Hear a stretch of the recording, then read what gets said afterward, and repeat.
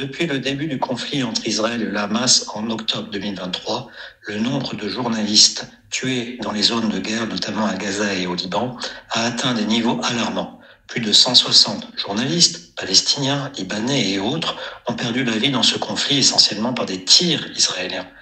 Ces pertes humaines ont suscité des accusations selon lesquelles Israël chercherait à réduire au silence les voix palestiniennes et libanaises. Sur le terrain, effectivement, une sorte de loi du silence semble désormais régner dans le monde, avec une invisibilisation de la situation à Gaza, situation pourtant catastrophique sur le plan humanitaire. Quant aux nouvelles victimes, à défaut d'images ou de vidéos, les médias occidentaux se contentent pour la plupart du temps simplement d'une courte dépêche.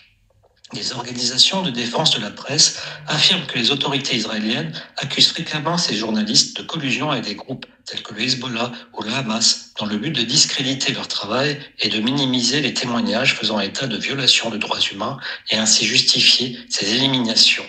La stratégie israélienne de rendre silencieux ce conflit commence par les assassinats de journalistes présents de l'autre côté et semble ainsi marcher. Cette situation soulève des préoccupations majeures quant à la liberté de la presse et à la protection des journalistes dans les zones de conflit où le rôle est essentiel pour documenter et informer sur la réalité du terrain, voire même de documenter des crimes de guerre qui pourraient un jour figurer sur les actes d'accusation de la Cour pénale internationale, comme sur les mandats d'arrêt qui visent déjà le Premier ministre israélien Benjamin Netanyahou.